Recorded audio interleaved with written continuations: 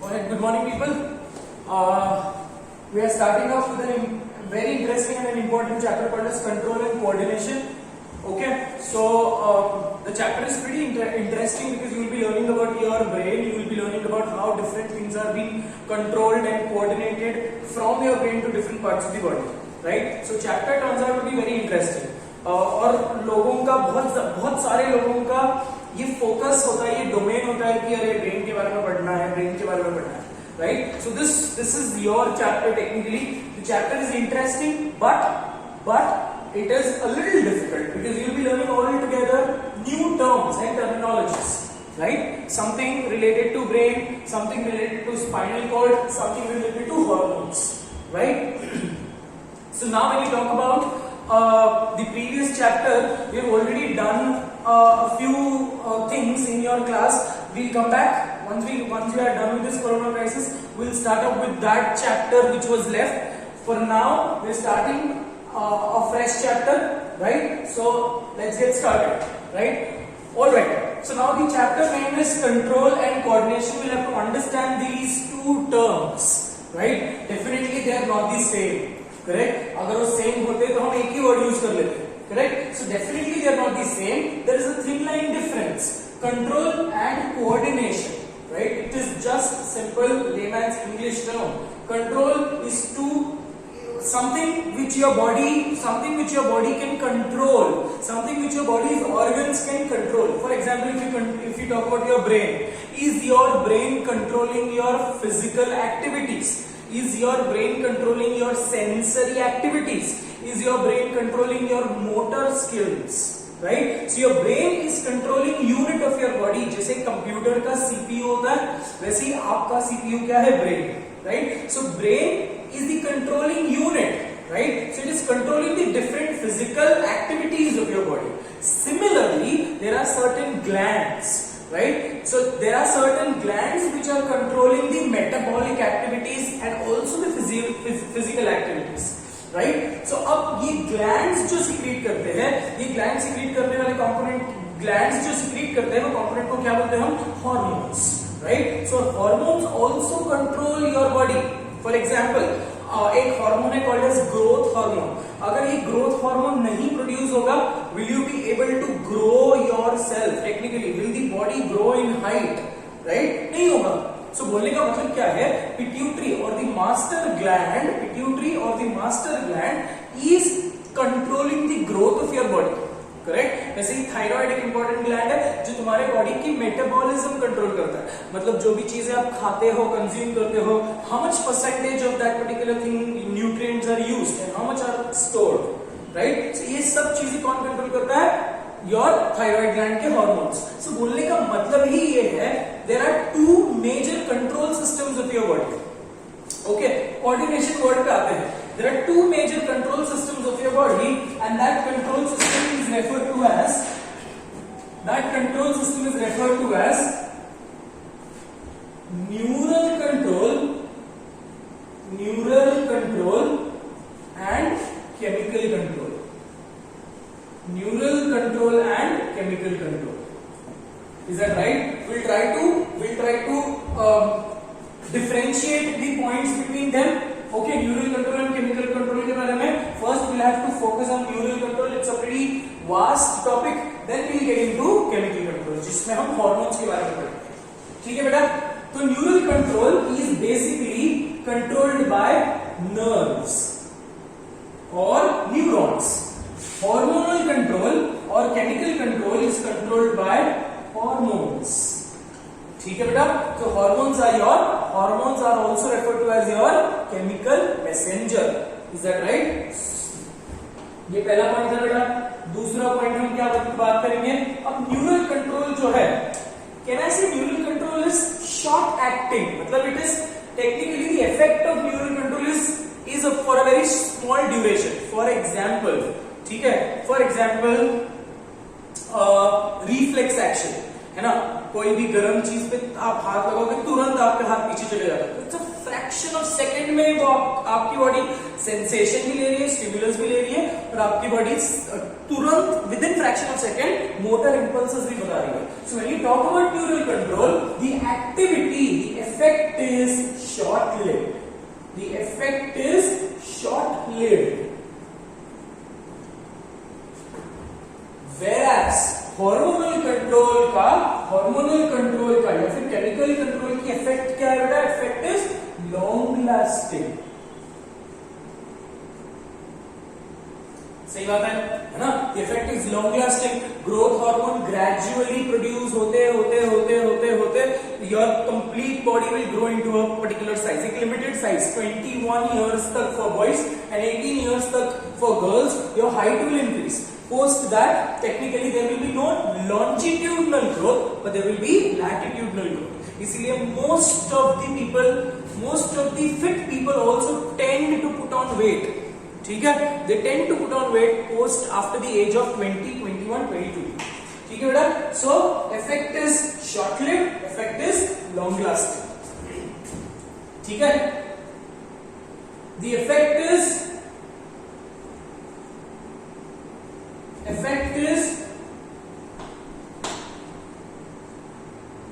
reversible. The effect is reversible. ठीक है बेटा? And here the effect is irreversible.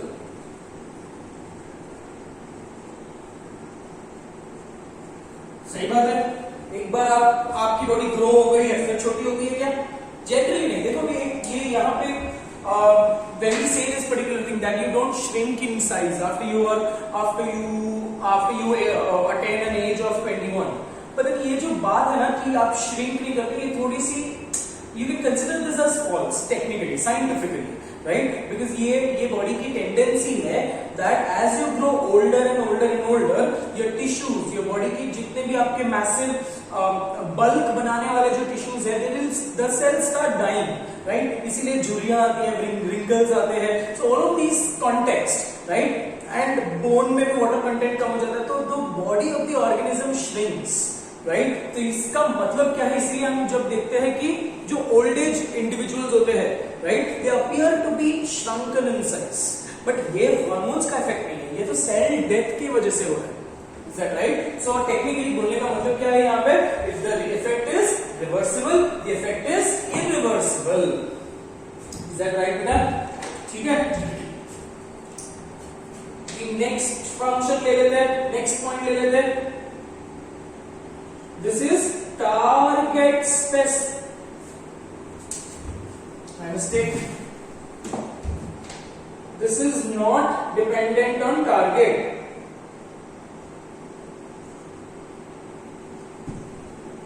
It is not target specific.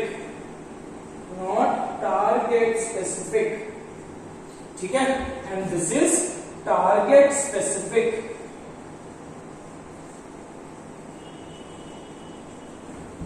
Not target specific का मतलब क्या है? Target specific का मतलब क्या है? Let's first understand what is target specific. Now every particular hormone has its own target. मतलब ये जो केमिकल मैसेंजर है सब पे जाकर एक्ट नहीं करेंगे. It is only growth hormone जो क्योंकि ग्रोथ हार्मोन है, right? So growth hormone acts on, उसका टारगेट क्या है? मसल्स है, बोन्स है, ग्लैंड्स है ना? So most growth hormone has number of targets, correct? But when you talk about the other hormones they are specifically target specific, correct? तो हर एक हार्मोन एक पर्टिकुलर टारगेट को फोकस करेगा. For example there is a hormone called as aldosterone. Aldosterone will technically focus on kidneys, right? ADH kidney पे focus करेगा, kidney पे act करेगा and also it will act on blood vessels. So बोलने का मतलब क्या है कि हार्मोन्स आर टारगेट स्पेसिफिक. यहां पे कोई टारगेट नहीं है. When you talk about neural control there is no particular target. आप इमेजिन कर लो कि आपको तो एक फिंगर टिप पे चटका लगा है ना, बट आपका पूरा हाथ मूव हो रहा है. तो ऐसा तो नहीं हो रहा है सिर्फ फिंगर टिप ऐसे मुंह की निकल जा रही है ना? सो बोलने का मतलब ये है बेटा कि there is no specific target with respect to your neural control. Is that right? So and chemical control में there is target specificity. So control जो हम टॉपिक इंट्रोड्यूस कर रहे थे, control is of two type. Neural control controlled by nerves and और neurons, ठीक है? Chemical control is controlled by your hormones. Is that right? Now let's come back to the word called as coordination. It is this control system. अब ये जो control system है, neural control and chemical control, both work in a unanimous harmony. You understand what is harmony? बहुत सारे English words बोल रहा हूं, ठीक है. Unanimous harmony referring to one particular system is influencing the other system and the other system is influencing the other system. So technically ये दोनों जो है, ये दोनों का जो इफेक्ट है, neural system, neural control will also control the chemical system and chemical system will also control the neural system. अब ये जो इनका इंटररिलेशनशिप है, you will learn it in your higher standard. But just to give you an introduction, इसका एक example देने के लिए we try to understand कि न्यूरल सिस्टम और केमिकल सिस्टम इंटीग्रेटेड है, दोनों साथ में कब काम करते हैं. Now classic example can be understood during pregnancy or technically during pregnancy, मतलब बोलने का मतलब है during the delivery, ठीक है. A fully grown fetus in the mother's womb or uterus will send impulses to the hypothalamus. Correct? A fully grown fetus will send impulses to the hypothalamus. So बोलने का मतलब क्या है? एक fully grown fetus is sending the impulses to the brain of the mother, right? Or hypothalamus will start producing a hormone called as oxytocin. Oxytocin is an important hormone called as birth hormone. ठीक है बेटा. Oxytocin के बिना normal delivery नहीं होगी, caesarean section कराना पड़ेगा.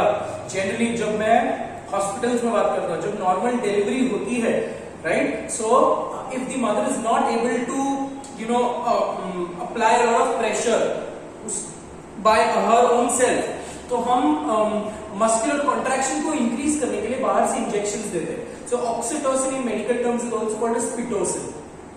तो यहाँ पे क्लासिक एग्जांपल आ रही है कि न्यूरल सिस्टम मतलब technically fully grown foetus was sending up impulses to the hypothalamus. Hypothalamus किसका पार्ट है बेटा? हाइपोथैलेमस तो ब्रेन का पार्ट है, करेक्ट. और hypothalamus is also glandular in function. So hypothalamus brain का पार्ट है, मतलब हाइपोथैलेमस न्यूरल सिस्टम का पार्ट है, और वही अब कंट्रोल मतलब केमिकल सिस्टम में इंटीग्रेट हो जाएगा. So neural system hypothalamus will secrete oxytocin will be released by the pituitary gland and these oxytocin will spread into the blood. और oxytocin कहाँ पे act करेगा? It will act on the muscles of the uterus. अब muscles of the uterus contract करना चालू करेंगे, जितना contraction उतना ज्यादा oxytocin, मतलब it is increasing by folds. थोड़ा oxytocin थोड़ा contraction, ठीक है. अब कॉन्ट्रैक्शन की वजह से और ऑक्सीटोसिन की वजह से और contraction, more contraction more oxytocin more contraction. तो दिस पर्टिकुलर फोल्ड, ये हर एक स्टेप पे levels of oxytocin in the blood increases and the uterus के muscles will start contracting with a greater amount of force, right, and यही चीज और ज्यादा ऑक्सीटोसिन प्रोड्यूस करेगी.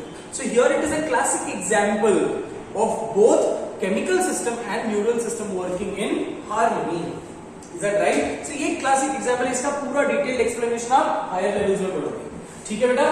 तो these two systems, ये introductory part था with respect to control. Now talking about coordination. अब coordination मैंने आपको बताया, neural system will coordinate with the chemical system will coordinate with the hormonal system, and both of these systems, if they coordinate with each other properly, an individual will have a normal physiologically active life. ठीक है. अब देखो, एक control systems हमें एक चीज we have got one particular advantage, and that is responsiveness to stimuli. We are showing this particular responsiveness to stimuli. We show something called as consciousness. Correct? आपको ये तीन चीजें है बेटा, consciousness, subconsciousness and unconsciousness. ठीक है. ये तीनों वर्ड को हम एक्सप्लेन करेंगे थोड़े टाइम के बाद. ठीक है. Hold your horses. We'll try to understand what is consciousness, subconsciousness and unconsciousness. जब हम बात करेंगे ब्रेन के बारे में. Is that very clear? So that is all with respect to control and coordination. The introduction of control and coordination. Is that right, बेटा? ठीक है. अब हम मूव करते हैं. We'll try to understand कि कंट्रोल सिस्टम है. मैंने बताया आपको कि पहले हम न्यूरल सिस्टम बात करेंगे and then we will move on to chemical system. Is that right? Okay. So let's get started with neural system.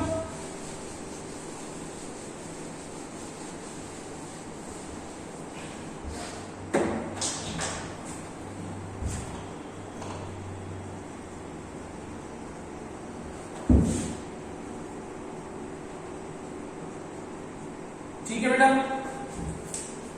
तो नाउ फॉर आवर कन्वीनियंस बोलो या फॉर फिजियोलॉजिकल bifurcation बोलो, we have divided the neural system, human neural system with in two major sections. ठीक है? Two major sections, उसके बाद हम बात करेंगे. So we have divided the human neural system under two major divisions, two major systems. ठीक है? और इसी फॉर्मेट, इसी फ्लोचार्ट के फॉर्मेट में हम आगे का लेक्चर कंटिन्यू करेंगे. ठीक है?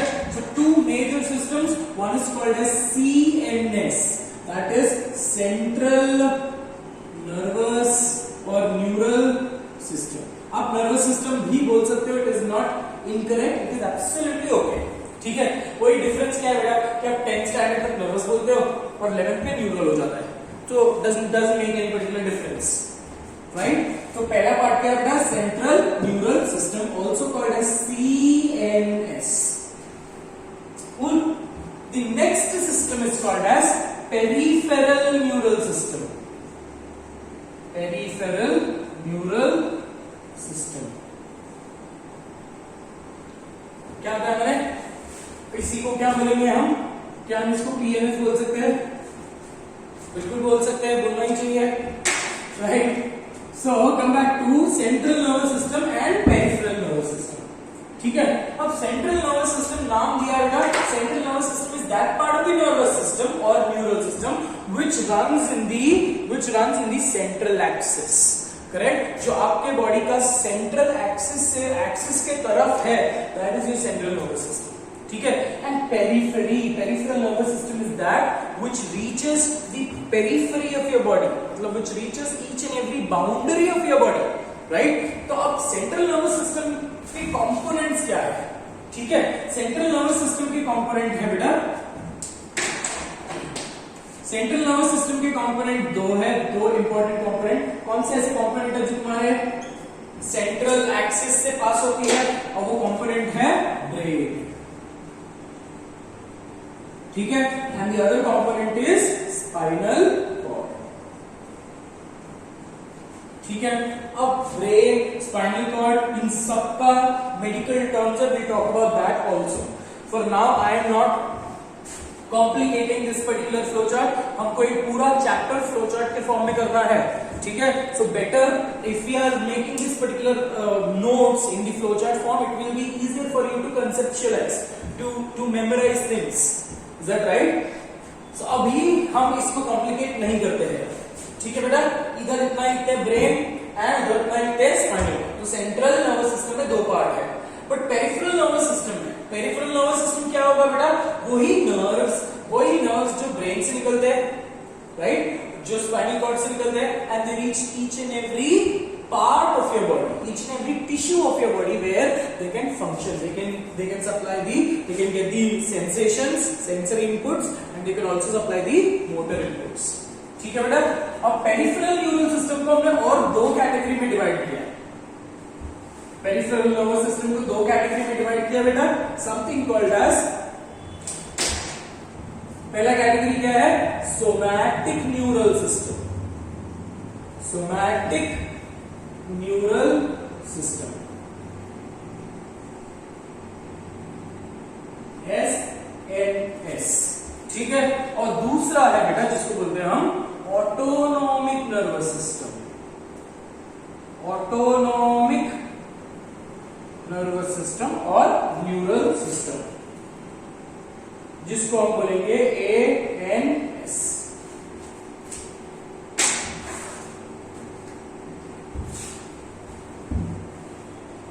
ठीक है? पेरिफेरल न्यूरल सिस्टम में somatic neural system and autonomic neural system. अब somatic neural system is that part, somatic neural system is that part of the neural system which which controls the voluntary activity. It controls the voluntary muscles. अब voluntary activity voluntary muscles करेंगे, है ना? voluntary activity क्या होगा voluntary muscles के? voluntary muscles क्या के skeletal muscle, है ना? So is this a voluntary activity of writing? I decide to write, right? I am not Viru Sahasrabuddhe कि मैं एक हाथ लिख रहा हूँ तो दूसरा अपने आप जाएगा, right? So it is a voluntary activity. और ये voluntary activity को अंजाम कौन देता है? My God, so much of Hindi. Voluntary activity को अंजाम कौन दे रहा है बेटा? वॉलंटरी एक्टिविटी को अंजाम दे रहा है your skeletal muscle. But there is certain involuntary activity also जो अभी कंटिन्यूअसली चल रही है, एंड दैट इनवॉलंटरी एक्टिविटी क्या है? पेरिस्टाल्सिस. डाइजेशन प्रोसेस चल रही है continuously, correct? You are not controlling. खाना खाने के बाद आप थोड़ी कंट्रोल करते हैं कि डाइजेशन होना चाहिए और ऐसे ऐसे मुंह होगा तो अच्छे से डाइजेशन होगा, पेट को दबाऊंगा तो डाइजेशन होगा. Absolutely ruthlessly illogical, correct? So बोलने का मतलब ये है, इतने सब चीजों को घुमा फिरा कर बोलने का मतलब ये है that somatic neural system controls the voluntary muscles and autonomic neural system controls the involuntary muscles. कितने बच्चों को voluntary involuntary में confusion होता है? ठीक है? Involuntary मतलब which is not acting according to your will. voluntary मतलब which is acting according to your will. देखो एक चीज इसमें अगर कंफ्यूजन होता है, एक चीज याद करो, वॉलंटियर, ठीक है? एक वॉलंटियर खुद से बनता है. If there is a blood donation camp, you go and volunteer yourself, है ना? आप जाकर बोलते हो, वो आपके पास नहीं आते खून दे दो, करेक्ट? आप जाते हो सेंटर डोनेशन कैंप पे, आप वॉलंटियर करते हो and you if you are volunteer करते हो और आप ब्लड सैंपल दे देते हो, करेक्ट? डोनेट कर देते हो. That is voluntary, right? Because that decision is yours, completely yours. Involuntary मतलब चल रहा है, चलने दो. Is that right? ये अपने कंट्रोल में नहीं है. So somatic neural system and autonomic neural system. One major difference is voluntary muscles को कंट्रोल कर रहा है, involuntary muscles को कंट्रोल कर रहा है. So अगर ये voluntary muscles को कंट्रोल कर रहा है, that means it is controlling the voluntary activity majorly. Involuntary muscles को कंट्रोल कर रहा है, so it is controlling the involuntary activity of the muscles like digestion, correct? Contraction of the urinary bladder, dilation and constriction of your iris. ठीक है? अब bye iris, ये आपका iris muscles है जो डायलेशन करेगा, कंस्ट्रिक्शन करेगा. ठीक है बेटा? so इसे इनवॉलंटरी है, राइट? तो सोमैटिक न्यूरल सिस्टम के कंपोनेंट्स क्या है? सेंट्रल न्यूरल सिस्टम के दो कंपोनेंट हैं. सोमैटिक न्यूरल सिस्टम के कंपोनेंट्स क्या है? सोमैटिक न्यूरल सिस्टम के कंपोनेंट्स है क्रेनियल नर्व्स. ठीक है? नर्व्स ही हर ऑर्गन्स के पास तक पहुंच पाएंगे, न्यूरॉन्स ही हर ऑर्गन्स के पास तक पहुंच पाएंगे. ठीक है? तो cranial nerves and the other component is called as spinal nerves. ठीक है बेटा? क्रेनियल नर्व्स हमको याद करना है. Cranial nerves are those which are produced by the which are coming out from the brain. Spinal nerves are those which are coming out from the spinal cord. आपके पास कितने cranial nerves हैं? आपके पास 12 pair of cranial nerves. Is that right? So आपको exam में question ये confuse करने के लिए ये पूछेंगे. ठीक है? वो बोलेंगे how many cranial nerves do we have? 12, 24, 36 etc. So what is the correct answer here? How many cranial nerves do we have? 24, because it is 12 pairs. Is that right? Spinal nerves कितने pairs हैं हमारे पास? Spinal nerves हमारे पास है 31 pair.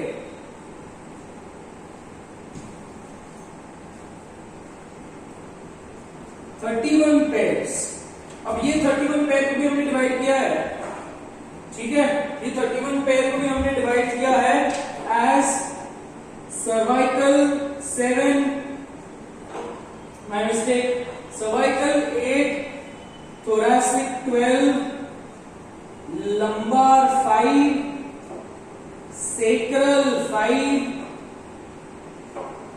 coccygeal 1. देखो कितने हो गए? 8 plus 12 20, 20, 25, 30, 31. ठीक है?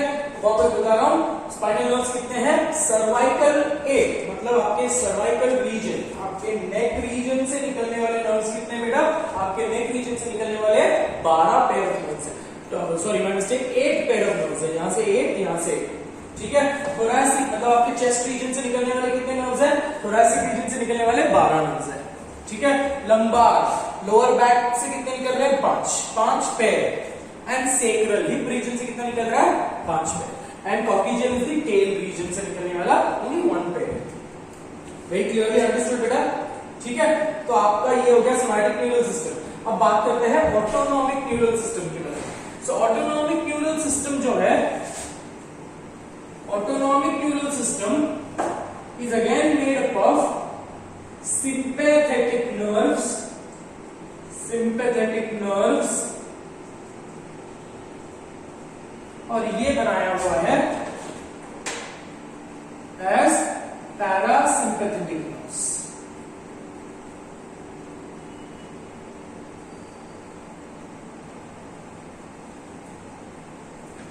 ठीक है। Autonomic neural system is made up of sympathetic nerves and parasympathetic nerves. There are no candid value कि कितने nerves होते हैं, because ये क्या है देखो, it is a complicated network.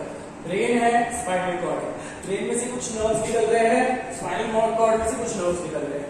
इस क्रेनियल नर्व्स के और ब्रांचेस, जैसे एक रिवर है, रिवर की ट्रिब्यूटरीज है, ट्रिब्यूटरीज की डिस्ट्रीब्यूटरीज है। जैसे सेंट्रल यूनिट है, उसके ट्रिब्यूटरीज है, उसके डिस्ट्रीब्यूटरीज है, राइट। तो क्रेनियल नर्व्स की कुछ और स्पेशल ब्रांचेस, कुछ और diverse branches, and spinal nerves के और डाइवर्स ब्रांचेस, ठीक है। तो sympathetic and parasympathetic nerves are nothing but an extension, are nothing but a divisional extension of spinal and cranial nerves. इतना समझ गया बेटा, ठीक है। So that is all with respect to neural system, the introduction of neural system. So अपने syllabus के लिए हमको सेंट्रल नर्वस सिस्टम पूरा पढ़ना है, ठीक है। ब्रेन पढ़ना है, स्पाइनल कॉर्ड पूरा पढ़ना है, सोमैटिक न्यूरल सिस्टम पूरा पढ़ना है। उसमें हम for now, for your syllabus, you don't have to remember the names of the cranial nerve and the order, but higher levels में आपको ये सारे नाम भी याद करने हैं और ये नाम के exact order याद करने हैं, ठीक है। Because these conventions are not given by us, okay, they are international conventions, so we have to follow that particular rule. हमको उसके order में ही याद करना पड़ेगा, ठीक है बेटा। तो ये आप अपने लेवल में जितना चाहिए हम उतने को ही फोकस करेंगे। You do not have autonomic nervous system in detail, but then we try to only understand कि ऑटोनॉमिक नर्वस सिस्टम है क्या, क्योंकि ये जनरली बच्चों के दिमाग में क्वेश्चन आता है, because in the school levels also autonomic nervous system is not focused, it is not explained in detail, ठीक है बेटा। Alright, so let's start up with the central nervous system. हम यही फॉर्मेट में जाएंगे, ठीक है। So let's start with the central nervous system. What you can see there is a very beautiful diagram of brain, external structure of brain.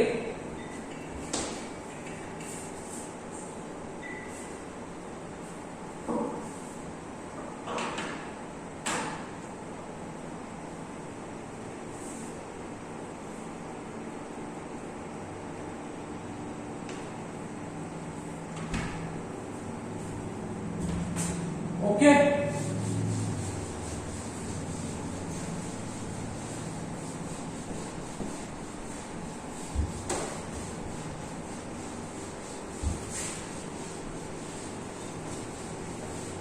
चलो, let's start with again important section of your body, that is brain. ठीक है। So what are we studying? We are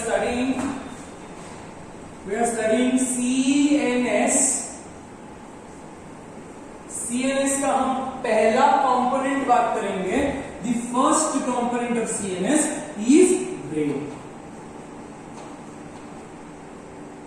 अब brain को बहुत beautiful सा एक नाम है जो आपको याद करना है, and that brain is referred to as encephalogram, एनसेफेलॉन.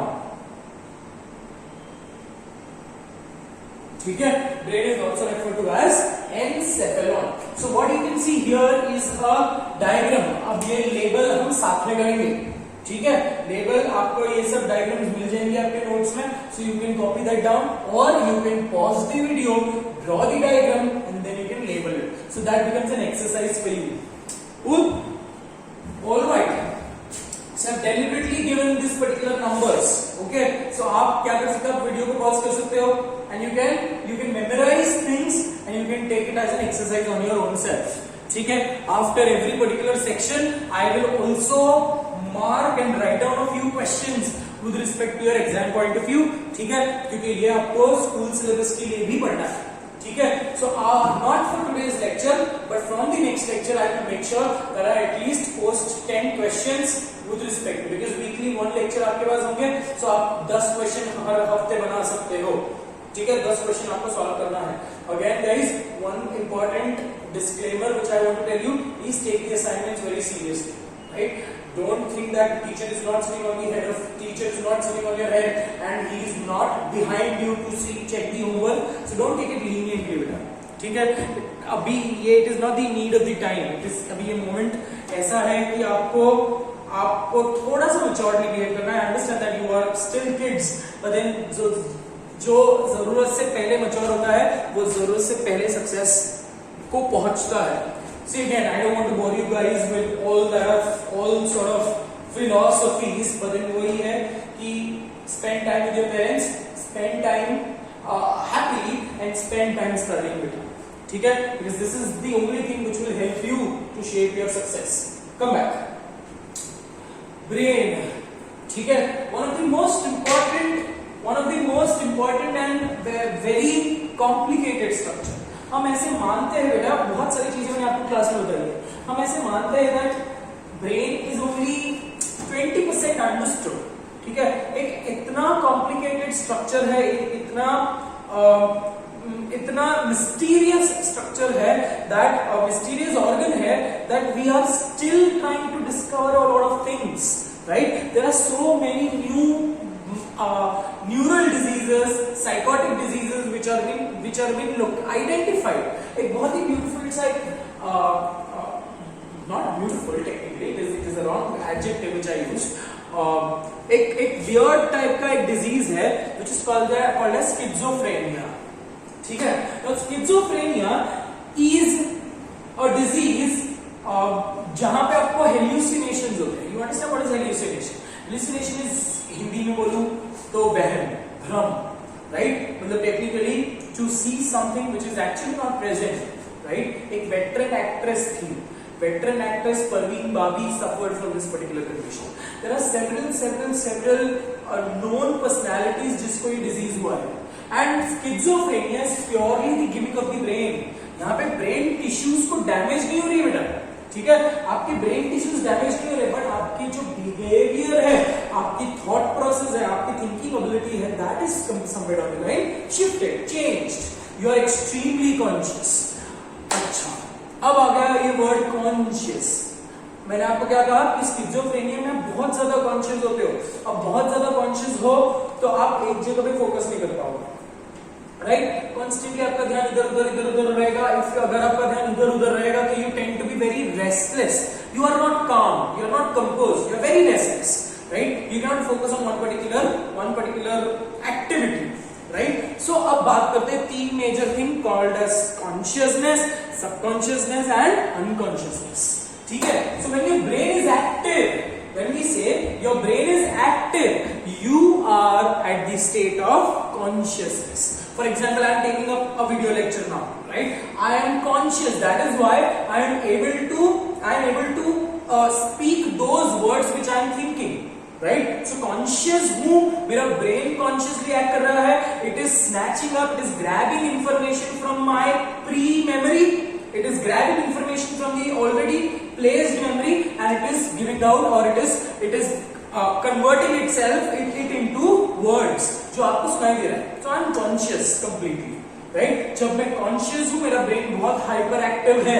मतलब अब अगर मैं यहाँ पे किसी की भी आवाज आई तो मेरा automatically मेरा सिर किस तरफ घूमेगा. So that is consciousness, right? If I am in the class, I can still able to identify where is the noise of dog barking coming from, right? So I can easily identify this, correct? Now talk, ये consciousness हुआ. Consciousness is only associated with your hyper activity of the brain. ठीक है. अब what is subconsciousness? Consciousness का थोड़ा कम वाला level, sub level. ठीक है. कॉन्शियसनेस ऊपर है, अनकॉन्शियसनेस नीचे है, और सबकॉन्शियसनेस दोनों के बीच में. So what is subconsciousness? Subconsciousness is associated with mild sensitivity of your brain. It is, your brain is not hyperactive. Your brain is not responding to stimuli as it was doing when you were conscious. ठीक है. Now your brain is trying to act, trying to respond to the stimuli, but then जो activity है, जो sensation की activity है, जो motor skills की activity है, वो इतनी बहुत strong नहीं है. For example, every day you experience a condition called as subconsciousness. Every day. And that is when you are sleeping. Correct? आप सो रहे हो.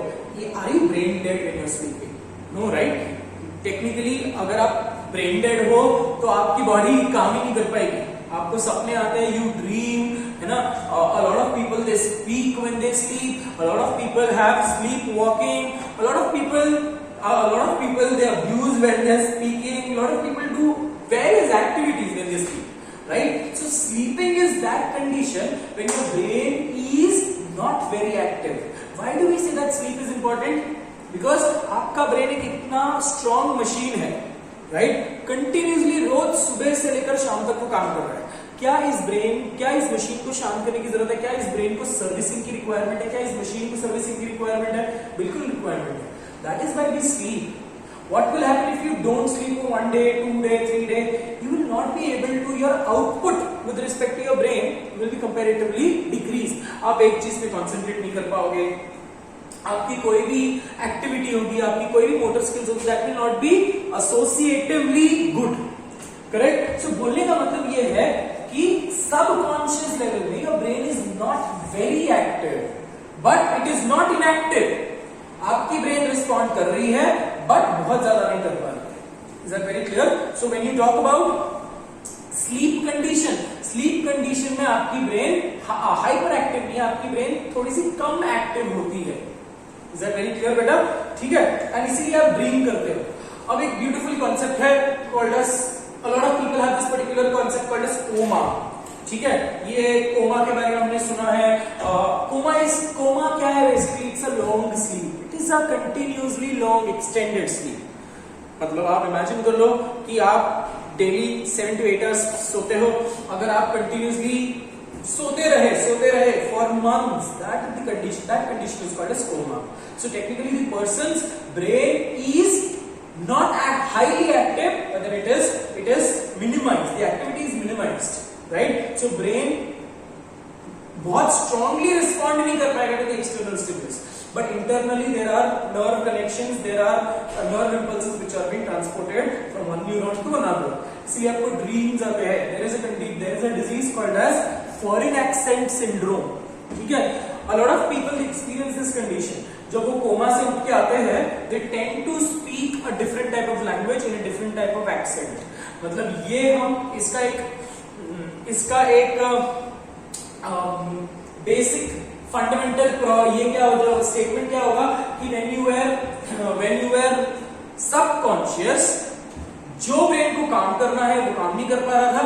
कोई और section of the part of the brain और कोई different section of your brain was active, right? So in that particular condition कुछ लोग जो उठते हैं, कुछ लोग when they come back from the coma they start behaving differently. They start because उनकी लैंग्वेज एरिया इफेक्ट हो सकती है.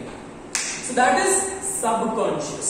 मतलब अब जब भी आप सो रहे हो, for example if you are conscious, इसने आपको ऐसे हाथ लगाया तो आपको फील होगा, करेक्ट? इसने चिमटी मारा तो आपको बहुत स्ट्रांगली फील होगा. But when you are sleeping, कोई आपको चिमटी मार रहा है, कोई आपको पिंच कर रहा है, will you be able to feel that? May be yes, but then जो एबिलिटी है वो कंपैरेटिवली बहुत वीक होगी. अब यहां पे भी एक फैक्टर है बेटा कि सम पीपल की कुछ लोगों की नींद बहुत कच्ची होती है, राइट? मतलब technically their brain is not very well getting into the subconscious condition. कुछ लोग, मेरे जैसे लोग होते हैं कि कहीं पे भी सो जाओ, कहीं पे भी छोटी सी जगह दे दो सो जाएंगे, और सोएंगे तो आप ये समझ लो कि उठेंगे ही नहीं, अब उठेंगे कभी नेक्स्ट डे उठेंगे। सो बोलने का मतलब ये है दैट कुछ लोगों की नींद बहुत डीप होती है, मतलब some people can get into the subconscious condition very easily, some people they cannot get into the subconscious condition very easily। समझी क्यों? ठीक है। अब नेक्स्ट कॉन्सेप्ट है unconscious. Unconscious is that condition when your brain is not active at all. Your brain doesn't take up the stimulus, your brain doesn't give up the response। ठीक है, आप unconscious होके गिर जाते हो, आपको बिल्कुल समझ में नहीं आता कि कौन आपको ये कर रहा है, आप अनकॉन्शियस हो गए हो कंप्लीटली। ठीक है, सो subconscious your brain is active, sorry my mistake, conscious your brain is active, subconscious your brain is mildly active and unconscious your brain is completely inactive। Perfect बेटा, ठीक है। अब हम बात कर रहे हैं with respect to the brain. Now your brain is located, encephalon बोल रहे हैं, it is located in a box, the brain box. The brain box is called as cranium. ठीक है, तो ब्रेन को हमने बहुत सपोर्टिव स्ट्रक्चर में रखा है and that is called as cranium. Cranium is formed by fusion of 8 different bone plates। ठीक है बेटा, तो cranium तो bone है and brain is comparatively soft। It is a very soft tissue and very squishy। मतलब अगर आपने freshly किसी का ब्रेन एस्पिरेट किया, फ्रेशली किसी एक्सीडेंट से आपको ब्रेन मिला है, ठीक है, या कोई एक एनिमल का ब्रेन ले लो, keep it on the surface, keep it on a flat surface, आपका ब्रेन का टेक्सचर कैसा है, ब्रेन का डायमेंशन कैसा है, it is curved, right, curved because आपकी स्कल कर्व है। वही ब्रेन को अगर आपने एक फ्लैट सरफेस पे रख दिया, so that curvature is completely lost, your brain will become flat from the above. इसका मतलब क्या, ये क्या बोल रहा है that brain is absolutely soft and squishy tissue, मतलब मैक्सिमम अमाउंट ऑफ वाटर होता है। यही कंडीशन आपके बाकी ऑर्गन्स के लिए नहीं है। If you remove the kidney and keep it on the table, it will not become flat. If you take the heart and keep it on the table, it will not become flat. Correct? But brain ऐसा नहीं, soft, squishy and a very delicate tissue. So इसीलिए brain and very important. Correct? So इसीलिए इसको एक बहुत strong support दिया गया है by the cranium. So cranium तो bone है, करेक्ट, और बोन के अंदर चीजें, बोन के अंदर आपका ब्रेन है, right. So the second thing which you talk about is the meninges. ठीक है, so it is brain is covered by 3 layers। It is covered by 3 layers of meninges. Meninges क्या है? Meninges is the outer cover, meninges is the outer cover. ठीक है बेटा, तो cranium और actual brain, वो डायग्राम में आपको जो दिख रहा है, सो आपका जो क्रेनियम है, आपको मैं एक रफ डायग्राम बनाकर दिखा रहा हूं, ये आपका क्रेनियम समझ लो। ठीक है, क्रेनियम के नीचे एक फाइब्रस टिश्यू का, क्रेनियम के नीचे एक फाइब्रस टिश्यू का लेयर है, fibrous tissue associated with collagen. ठीक है, फाइब्रस टिश्यू का लेयर है, इसके बीच में देयर इज वैस्कुलेचर, मतलब ब्लड वेसल्स है बहुत सारे, और ब्लड ब्रेन बैरियर है, and there are several interconnected ऐसे नेटवर्क है। तो ये दूसरा लेयर है बेटा, ठीक है, ये दूसरा लेयर है, and the third layer which is in contact with the actual brain. ठीक है, मतलब ये वो है प्लास्टिक कवर है, एब्सोल्युटली प्लास्टिक, जो वो frozen meat and frozen things जो मिलती है जिसपे प्लास्टिक कोट चिपकी हुई होती है, that is the third layer. ठीक है, नाम बता रहा हूं 2 मिनट में। ठीक है, ये मैंने ब्रेन का एक रैंडम स्ट्रक्चर बनाया है। ठीक है बेटा, so let's quickly label that. So the outer layer, the outer structure is called as cranium which is the bony box, correct, brain box. अब क्रेनियम से डायरेक्टली अटैच कौन होगा? क्रेनियम से डायरेक्टली अटैच्ड होगा a layer called as dura mater. Please understand, this is not matter. A lot of people will pronounce this as dura mater. ठीक है, आप pronunciation कुछ भी बोल लो, but when you're writing the spelling, please do not write matter, M-A-T-T-E-R नहीं. This is not states of matter or whatever. ठीक है, it is mater, and the mater, the word mater comes from the word maternal, और maternal तो mother है. ठीक है, so ये जो layers है, इनको माँ का दर्जा दिया गया है. So बोलने का मतलब ये है, because they are protecting the brain, है ना, which your mother also does, she protects you, right? So इसीलिए एक उस context में इनको नाम दिया है dura mater, right? So mater comes from the word maternal, dura comes from the word durable. Durable तो पता है आपको, strong, absolutely strong. ठीक है, dura mater. सेकेंड लेयर क्या है बेटा? सेकेंड लेयर जो आपको दिख रहा है फाइब्रस, उसको बोलेंगे एरेक्नोइड मैटर. एरेक्नोइड मैटर और मेटर. अब एरेक्नोइड नाम बता रहा है, देखो एरेक्निड. एरेक्निड मतलब स्पाइडर, मतलब जो डेजर्ट एरिया, स्पाइडर बोल रहा हूं जो डेजर्ट एरियाज में रहते हैं, right? So arachnoid comes from the word spider, और डेजर्ट एरिया में रहने वाले, so it is spider web like. Arachnoid mater is spider. ये नाम बता रहा है with respect to spider web like. ठीक है बेटा. और अंदर वाला जो टिश्यू है that is very delicate. अंदर वाला लेयर है that is very delicate and that is called as pia mater. ठीक है, सबसे स्ट्रॉन्ग ड्यूरा मेटर है, उसके बाद arachnoid matter rich in vasculature, और लास्ट है pia mater which is nothing but a thin coat, a very delicate coat which is attached to your brain. ठीक है, इन दोनों के बीच में जगह है, इसको बोलते हैं, ये जगह स्पेस को बोलते हैं subdural space. What is this space called as? This space is called as subdural space. Very clear बेटा? ड्यूरा के नीचे है तो सबड्यूरल, एरेक्नॉइड के नीचे है तो सब एरेक्नॉइड स्पेस. तो ये स्पेस को क्या बोलेंगे बेटा? ये स्पेस को बोलेंगे हम सब एरेक्नॉइड स्पेस. ठीक है, सब एरेक्नॉइड स्पेस. ये सब एरेक्नॉइड स्पेस में भरा हुआ होता है सीएसएफ. सीएसएफ के बारे में पढ़ेंगे थोड़े टाइम के बाद, मतलब हिंदी में भी इन द नेक्स्ट क्लास. ठीक है, सबड्यूरल स्पेस में भरा हुआ होता है एक fluid called as serous fluid, watery fluid. समझी क्या बेटा? So that is with respect, we have not still started up with the brain. So ये हो गया with respect to your meninges. ठीक है, अब हम बात करते हैं विद दी. अब मैंने क्या कर दिया, देखो मैंने क्रेनियम इमेजिन कर लो, क्रेनियम था, क्रेनियम तोड़ दिया, क्रेनियम से फिर मैंने ड्यूरा देखा, ड्यूरा के फोड़ निकाल दिया, ड्यूरा निकालकर एरेक्नॉइड निकाल दिया, पाया निकाल दिया, पाया मैटर निकालने के बाद आपका ब्रेन ऐसा दिखेगा. ठीक है, एंड नाउ इमेजिन करो कि आपने ब्रेन एस्पिरेट कर लिया, you have kept it on the table, right? So आपका जो ब्रेन है, ब्रेन के बीच में there are a lot of divisions, there are lot of bifurcations. तो अगर आपने टेबल पे रख दिया है तो आपके जो ब्रेन जो है ये ऐसे मुड़ जाएगा, तो the groove will widen, the groove will be prominently seen. That means your brain is made up of two hemispheres, two semicircular hemispheres. ठीक है, left hemisphere and right hemisphere. So आपका जनरली ऐसे हम बोलते हैं, जो राइट हैंडेड होते हैं उनका left side of the brain coordinate करता है, जो लेफ्ट हैंडेड होते हैं उनका right side of the brain काम करता है.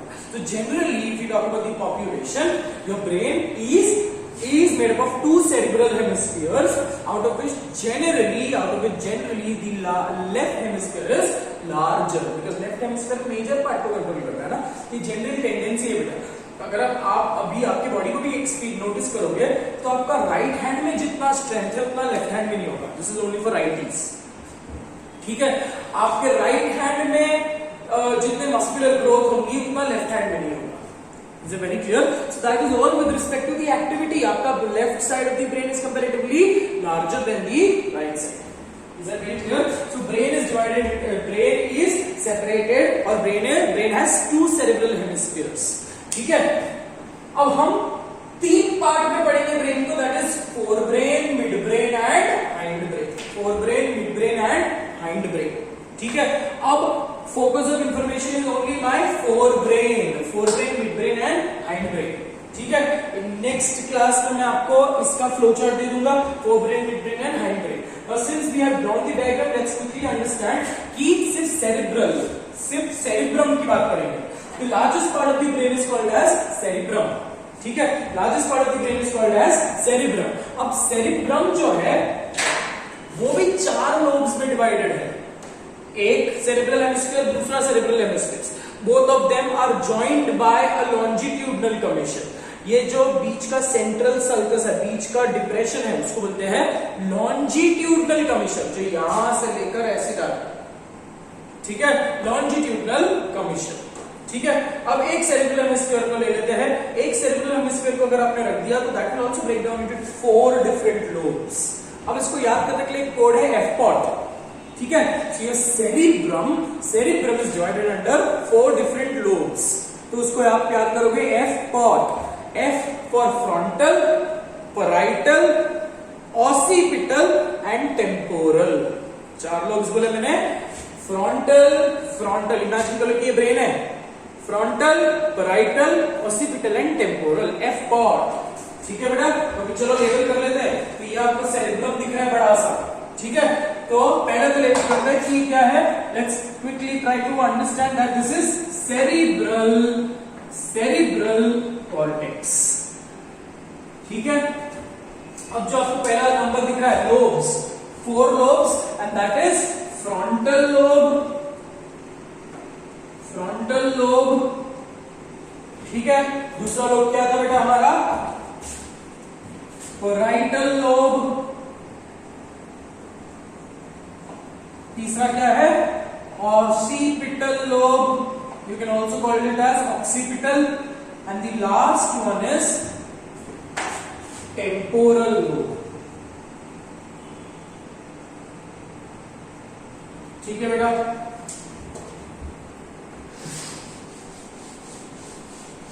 तो 4 लोब्स आपको समझ गए.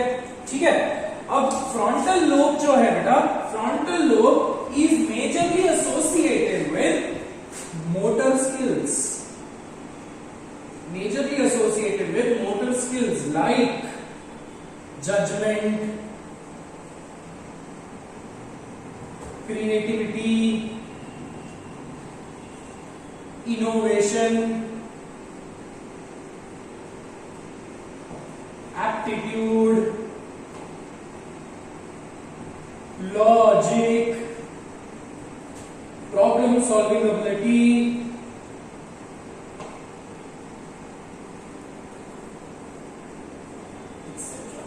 etc. ठीक है, तो फ्रंटल लोब आपके मोटर स्किल्स को कंट्रोल कर रहा है. कौन से स्किल्स को बेटा, मोटर स्किल्स को कंट्रोल कर रहा है. ठीक है, दूसरा लोब है पैराइटल लोब. पैराइटल लोब आपके सेंसेशंस को कंट्रोल कर रहा है. It is controlling pen,